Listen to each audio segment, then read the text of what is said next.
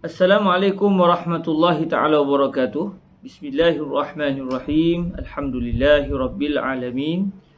Wassalatu wassalam ala sayyidina wa maulana Muhammadinil karim wa ala alihi wa itratihi wa ashabihi ajma'in.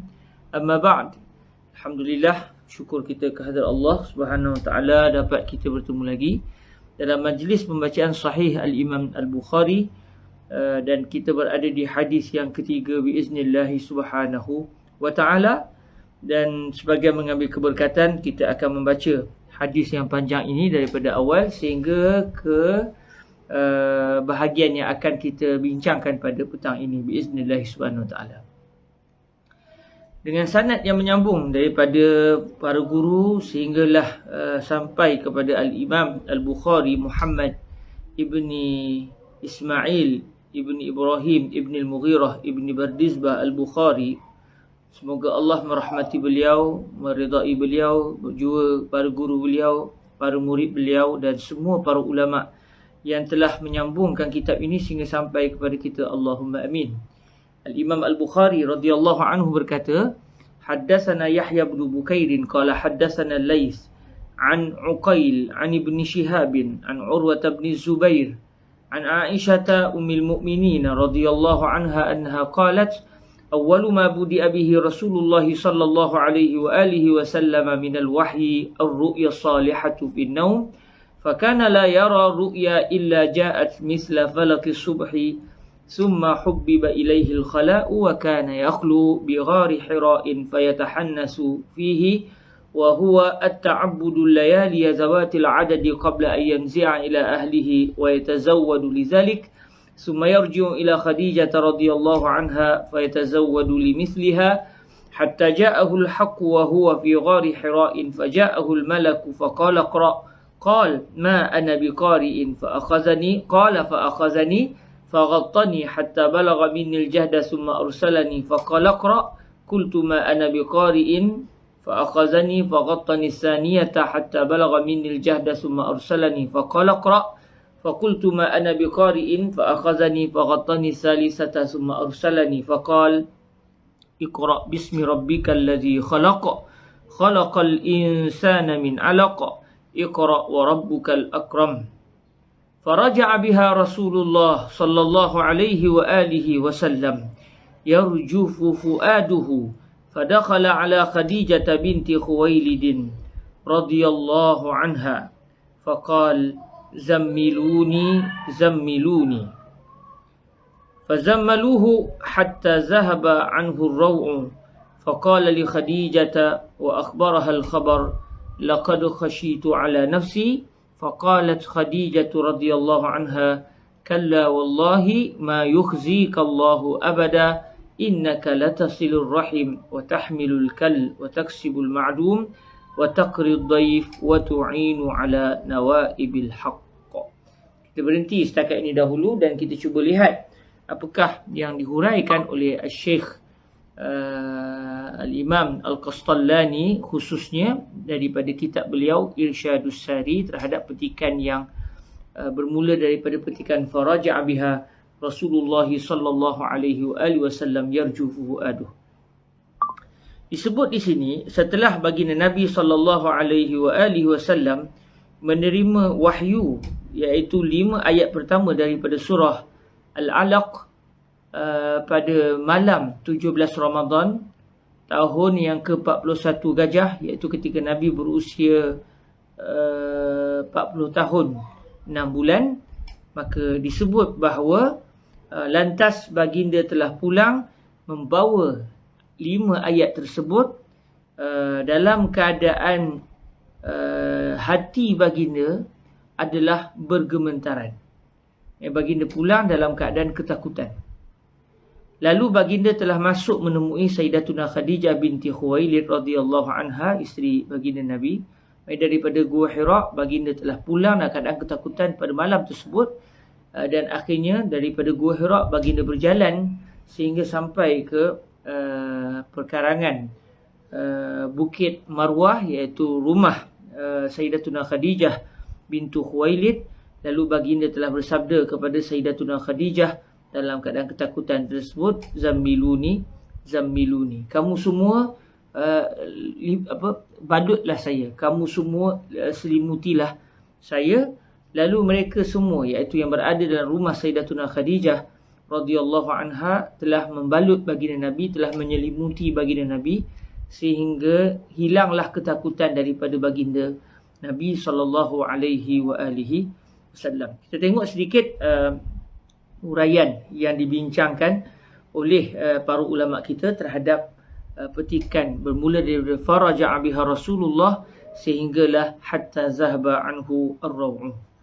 Jadi disebut oleh al-Imam Al-Qastallani radhiyallahu taala anhu, Nabi sallallahu alaihi wasallam pulang dalam keadaan ketakutan itu disebabkan terperanjat dengan perkara yang berlaku kepada baginda Nabi, yang perkara itu bercanggah dengan adat dan kebiasaan. Ini disebut oleh al-Imam Al-Qastallani. Wa yataribu fuaduhu, yani qalbuhu aw batinuhu aw ghisha'uhu lima faja'ahu min al-amri al-mukhalifi lil 'adati wal ma'luf.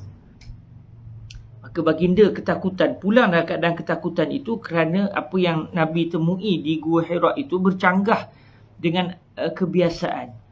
Sebab yang Nabi temui bukan manusia, sebaliknya malaikat. Dalam masa yang sama baginda dipeluk dengan begitu kuat sehingga Nabi merasai kepenatan daripada pelukan tersebut.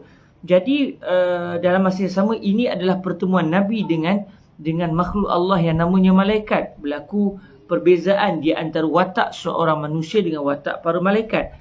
Lalu keterkejutan ini telah menyebabkan Nabi ketakutan. Lalu Nabi pun pulang dalam keadaan bergementaran, dalam keadaan Nabi ketakutan, pulang ke rumah baginda, iaitu rumah Sayyidatuna Khadijah bintu Khuwailid yang berada berdekatan dengan Bukit Marwah. Lalu disebut bahawa Sayyiduna Rasulullah sallallahu alaihi wasallam telah pun masuk menemui Sayyidatuna Khadijah pada malam tersebut.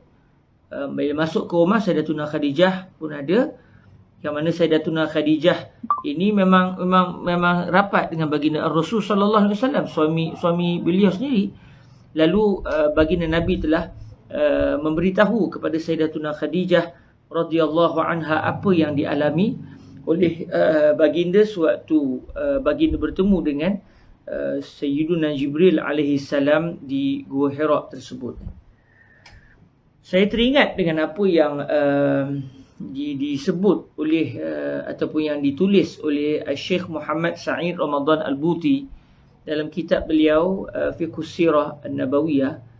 Beliau mendatangkan satu idea, pandangan peribadi beliau, kerana dalam hadis Rasulullah tidak dinyatakan dengan jelas mengapa Nabi dalam keadaan ketakutan. Cuma para ulama menyatakan Nabi dalam keadaan ketakutan ini kerana berlaku perbezaan di antara tabiat manusia dengan tabiat malaikat. Jadi bila berlaku pertemuan yang luar biasa ini, pertemuan antara dua jenis yang tidak sama itu biasanya akan membawa kepada ketakutan.